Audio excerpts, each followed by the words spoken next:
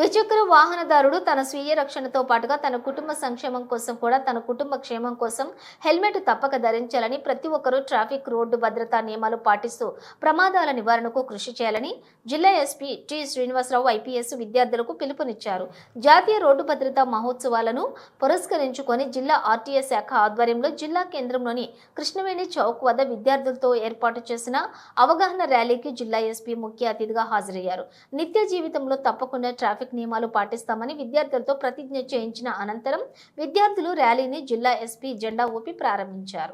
Road భద్రతా మాసోత్సవాల్లో భాగంగా ఈ కార్యక్రమాన్ని ఆర్గనైజ్ చేసినటువంటి మన ట్రాఫిక్ విభాగానికి, అదే ఆర్టీఐ విభాగానికి, అదేవిధంగా పోలీసు విభాగానికి, ప్లస్ పార్టిసిపేట్ చేసినటువంటి విద్యా సంస్థల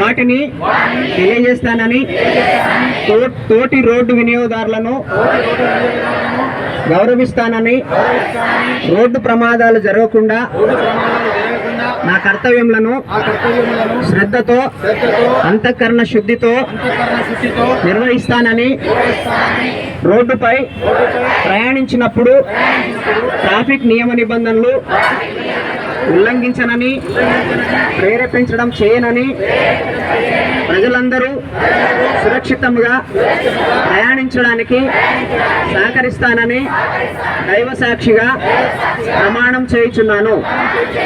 జై హింద్.